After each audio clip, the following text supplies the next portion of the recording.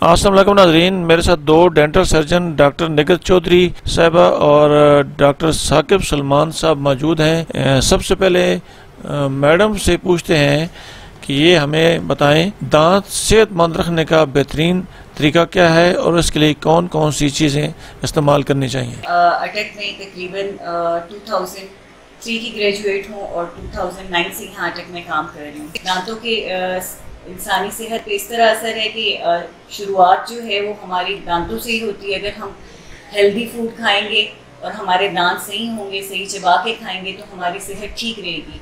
अगर दांत नहीं होंगे, हम अच्छी फूड को एंजॉय नहीं कर सकेंगे, खा नहीं सकेंगे तो मुख्तलिफ किस्म की बीमारियां हमें लग सकती हैं। अच्छी फाइब्रस फूड खानी चाहिए और फिजी ड्रिंक्स और मीठे से कम खाना चाहिए। जबकि आप अगर ब्रशिंग प्रॉपर करें तो आपके जो हैं दांत सारे सेहतमंद रहेंगे। दांतों में कीड़ा लगने के क्या असबाब हैं और बचाव कैसे मुमकिन है? कीड़ा लगने का सबसे पहला जो सबब है ये है कि अगर आपकी न्यूट्रिशन अच्छी है, दांत सेहतमंद हैं और आप सफाई का ख्याल रख रहे हैं तो फिर तो आपके दांत ठीक रहेंगे। लेकिन अगर आप जो है सफाई का ख्याल नहीं रख रहे, फिर आप फिजी ड्रिंक्स ले रहे हैं, मीठे का इंटेक बहुत ज़्यादा है, रात को ब्रश किए बगैर सो रहे हैं, तो जाहिर बात है फिर दांत आपके ठीक नहीं रहेंगे, दांतों में खराबी आ जाएगी। मसूड़ों से खून बहना किस चीज़ की अलामत है और दांतों का मुआयना कितने अरसे बाद डॉक्टर से करवाना चाहिए? दांतों का मुआयना हर 6 माह बाद करवा लेना चाहिए। और मसूड़ों से खून आना जो है मेन तो यही है कि अगर हम ब्रशिंग नहीं करेंगे, दांतों के दरमियान में मैल वगैरह जो है फंसती रहेगी तो वो करेड़ा बन जाएगा, प्लाक बन जाएगा। जब प्लाक बनेगा वो मसूड़ों के ऊपर जो है एक्सेसिव प्रेशर देगा, सारे आपके मसूड़े सूज जाएंगे, खून आने लग पड़ेगा। पेशेंट उस सूजे हुए मसूड़ों को एहतियात के तौर पे मज़ीद ब्रशिंग डिले कर देंगे या सॉफ्ट ब्रश यूज़ करने लग पड़ेंगे तो वो चलता जाएगा सिलसिला। उसमें ये होता है कि फिर मसूड़े बैठने लग पड़ते हैं, हड्डी बैठने लग पड़ती है, दांत ज़्यादा ख़राब हो जाते हैं। तो जल्द अज जल्द डॉक्टर को जो है चेक करवाना चाहिए। अगर आपके मसूड़ों से खून आना शुरू हो गया है, सफाई का ख्याल रखना चाहिए। दांतों की हसासियत एक आम शिकायत है।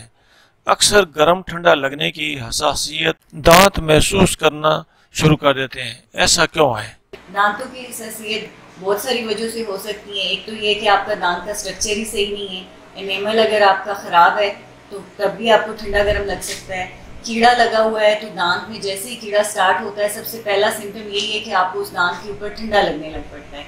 बाकी स्टेजेस बाद में आती हैं। तो उसमें ये है कि लाजमी चेक करवाएं। अगर किसी दांत में ठंडा लग रहा है और वहाँ पर आपको ब्लैक स्पॉट नज़र आ रहा है तो उसको चेक करवाना बहुत लाजमी है। जितना अर्ली डायग्नोज होगा उतना ज़्यादा जो है ना दांत क्योर हो सकेगा और पेशेंट भी इजी रहेगा और वो ज़्यादा जो है कॉस्ट इफेक्टिव भी होता है। अगर जितना डिले करेंगे इस चीज़ को, बीमारी को, उतना ज़्यादा जो है ट्रीटमेंट कॉस्टली भी हो जाएगा और पेशेंट को बहुत ज़्यादा प्रॉब्लम का जो है सामना करना पड़ेगा। दांतों की सफाई कितने अरसे बाद करानी चाहिए? दांतों की सफाई हर 6 माह बाद जो है करवा लेनी चाहिए। और खुद अगर आप सफाई का रोज़ ख्याल रख रहे हैं, सुबह ब्रश कर रहे हैं, नाश्ते के बाद, रात सोने से पहले वाला ब्रश कर रहे हैं तो फिर आपके दांत काफ़ी बेहतर रहेंगे।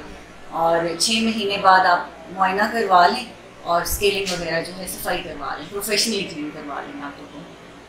मुतवाज़िन खुराक दांतों की हिफाजत के लिए क्यों ज़रूरी है? मुतवाज़िन ग़िज़ा इसलिए ज़रूरी है कि एक तो आपकी बोन हेल्थ अच्छी होगी तो दांत अच्छे होंगे और दूसरा ये कि अगर आप फिजी ड्रिंक्स वगैरह, ख़राब फूड मतलब मीठा ज़्यादा खाएंगे तो उसमें ये कि बैक्टीरिया मुंह में ज़्यादा ग्रो करेगा और उसमें फिर जो है दांत ज़्यादा जल्दी ख़राब हो जाएंगे।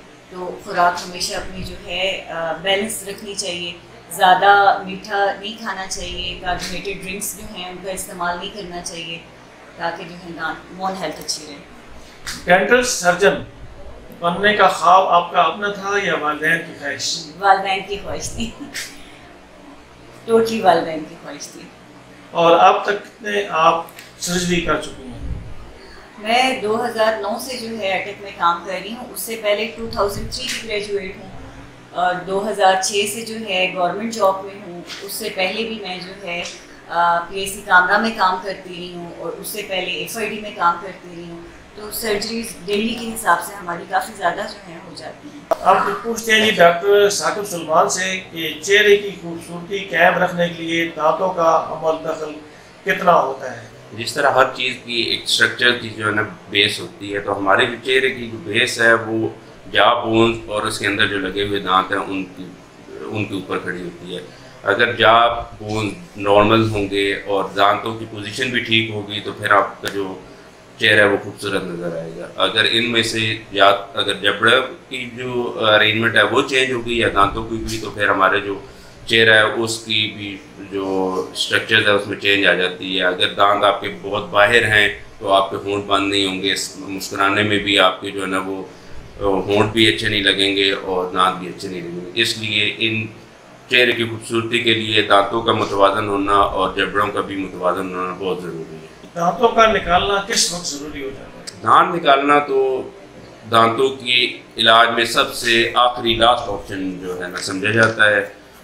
अगर दांत किसी तरीके से भी बच ना सकता हो तो उस वक्त दांत निकालना चाहिए। पहला इलाज का पहले जो है ना ऑप्शन दांत निकालना नहीं होना चाहिए। बच्चों में दांतों की बढ़ती हुई बीमारियों की वजूहत क्या है? बच्चों में सबसे जो जब बहुत छोटे बच्चे होते हैं उसमें फीडर का इस्तेमाल करना एक सबसे बड़ी जो है ना वजह है। खासकर जो माएँ रात को फीडर दे देती हैं बच्चों को, वो पूरे रात उनके मुंह में दूध रहता है और वो बैक्टीरिया ग्रो करके उनके दांतों में कीड़े लगने का अमल होता है। ठीक है, जैसे ही बच्चे बड़े होते हैं अगर तो वो फीडर 2 साल तक छोड़ दें तो उनके जॉ को कोई इफेक्ट नहीं होता। अगर जो बच्चे ज़्यादा लंबे अरसे तक फीडर पीते रहते हैं तो उनकी जो जॉज बोन है वो भी डिफॉर्म होना शुरू हो जाती हैं। अपनी जो उनकी शेप है, अपनी जो उनकी शक्ल है वो ख़राब होना शुरू हो जाती है हड्डियों को भी। इसलिए सबसे मेन वजह तो ये फीडर है। ठीक है, उसके बाद दूसरी वजह जो बच्चे अनहेल्दी चीज़ें यूज़ करते हैं दुकान से जो है ना, टॉफ़ीज़, कैंडीज़, लेस,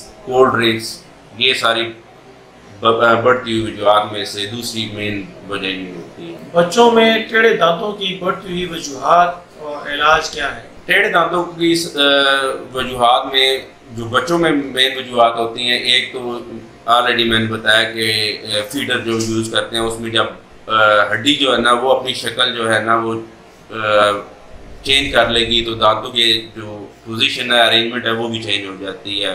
इसके बाद जो अब आज के जो बच्चे जो है ना सख्त चीज़ें नहीं इस्तेमाल करते, मुतवाज़न ग़िज़ा इस्तेमाल नहीं करते, तो वो जबड़ों की जो नशोनुमा है वो भी उतनी नहीं होती, जबड़े छोटे रह जाते हैं और उसके अंदर वो पूरे दांत जो है ना वो फिक्स होना मुमकिन नहीं है छोटे जबड़े के अंदर, तो वो फिर दांतों के ऊपर दांत ओवरलैप कर जाते हैं। इसके अलावा कुछ ऐसी बच्चों में आदतें होती हैं जिसकी वजह से जो है ना दांत बाहर की तरफ आने शुरू हो जाते हैं, जिनमें अंगूठा चूसना, पेंसिल बाइट करना और इस तरह की जो है ना वो कई ऐसी वजूहत होती हैं जिसमें ज़बान को बाहर निकालना, ये इनके जो सामने वाले दांत होते हैं उनकी अरेंजमेंट्स को जो है चेंज कर देती है। किन किन अलामात की सूरत में डेंटल सर्जन को मुआयना कराना चाहिए? कुछ ऐसी अलामात हैं जो अगर आपके दांतों में ज़ाहिर होना या मसूड़ों में ज़ाहिर होना शुरू हो जाए तो फ़ौरन डेंटल सर्जन को मुआयना करा लेना चाहिए। उनमें से सबसे पहले हसासियत है, ठंडा गर्म लगना शुरू हो जाए तो फिर आप चेक कराएं। दूसरा जो है ना, अगर आप किसी दांत के ऊपर आपका ब्राउन या ब्लैक स्पॉट जो है ना बनना शुरू हो जाए तो फ़ौरन आपको चेक कराना चाहिए। तीसरा, मसूड़ों में से खून आना शुरू हो जाए तब भी चेक कराना चाहिए, या फिर मुंह से बदबू का आना शुरू हो जाए तो इन सूरतों में बहुत ज़रूरी है डेंटल सर्जन को फ़ौरन दिखाना। अक्सर ट्रैफिक हादसात में मुंह की चोट लगने से दांत हिल जाते हैं और आपको मैंने देखा है कि आप उनके दांत निकालते नहीं हैं, उसी का इलाज करते हैं। वो इलाज किस तरह मुमकिन है? वैसे है ना कि अगर ट्रैफिक हादसे में किसी का दांत अपनी जगह से हिल गया तो वो अगर फ़ौरन रिपोर्ट करेगा 6 घंटे के अंदर तो हम उनके दांतों को उधर ही जो है ना वो फिक्स कर देते हैं तार के ज़रिए, और कुछ अर्से बाद 3 हफ्ते या 2 हफ्ते बाद वो तार हट जाती है। इवन कि अगर किसी का दांत गिर जाए तो वो उस दांत को किसी जगह दूध के अंदर या नमक वाले पानी के अंदर या इवन के मुंह के अंदर ही रख के ले आए फ़ौरन, तो हम वो भी दोबारा लगा के उसको जो है ना वो ठीक कर देते हैं। और आपने कितनी सर्जरी की है? ये सवाल तो जो है ना ज़रा मुश्किल अकाउंट बताना। मैं इधर अटैक में 2006 से हूँ और सिविल हॉस्पिटल में 2008 से, तो रेगुलर बेसिस पे, डेली बेसिस पे इधर गवर्नमेंट में भी काफ़ी सर्जरीज हो रही हैं। और की भी हैं और बाकी प्राइवेट भी और जो हमारे पास जो है ना रोड साइड एक्सीडेंट वाले या के फ्रैक्चर वाले आते हैं, जबड़ा जिनका टूटा हुआ है, उनका भी हम अटक में जो है ना फिक्स करके प्लेटिंग और वो सारी चीज़ें कर देते हैं। कोई ऐसी सर्जरी जिसमें मुश्किल पेश आई? सर्जरीज मुश्किल तो सारी चैलेंजिंग काफ़ी ज़्यादा सर्जरीज होती हैं। हमारा अपना एक टेक्नीशियन था, उसकी जॉब जो है ना एक बाइक एक्सीडेंट में मल्टीपल जगहों से जो है ना उसकी फ्रैक्चर हो गई, कोई 8-10 जगहों से। तो वो एक चैलेंजिंग केस था, कोविड के दौरान था वो। हमारे पास जो है ना लिमिटेड रिसोर्सेज भी थे और उसको हमने हॉस्पिटल के अंदर ही मैनेज करना था, तो वो एक चैलेंजिंग केस था। बहुत सारे चैलेंजेस केसेस में से एक वो भी था। तो वो माशाल्लाह हमारे डेंटल टेक्नीशियन है आजकल जो है ना वो सेहतमंद जबड़ों के साथ फेर रहे हैं। अटक में डेंटल सर्जन बहुत ज़्यादा हैं। आपने और मैडम निगर चौधरी ने बड़ा नाम कमाया है, इसके पीछे आपकी मेहनत है या कोई और चीज़ है? देखिए, मेहनत के बगैर तो कोई चीज़ भी मुमकिन ही नहीं है। ठीक है, मैं तो समझता हूँ कि जो भी हमारे नए आने वाले भी हैं, मेहनत और लगन यही और आपका तजर्बा, ठीक है, इसका कोई नेमल बदल नहीं है। आप एक दिन में या एक महीने में आप कोई भी पोजीशन नहीं जो है ना वो हासिल कर सकते। इसके लिए आप इसके पीछे आपकी काफ़ी ज़्यादा मेहनत और आपके तजर्बा ज़रूरी है और तजर्बे के लिए आपको टाइम गुजारना पड़ता है। एकदम से एक दिन में 1 साल का तजर्बा नहीं हासिल हो सकता। नजरिए थे डॉक्टर साकिब सलमान और डॉक्टर निगर चौधरी। बड़ी तफसील के साथ इन्होंने दांतों की बीमारी के मुतालिक हमें आगाह किया है। अगर आपका कोई इसमें सवाल हो तो आप कमेंट्स में बता सकते हैं। इसी के साथ मुझे अटक टुडे न्यूज़ को DS2 अस्पताल से इजाज़त दीजिए। अल्लाह ताला हम सब का आमीन नासिर हो। अल्लाह हाफ़िज़।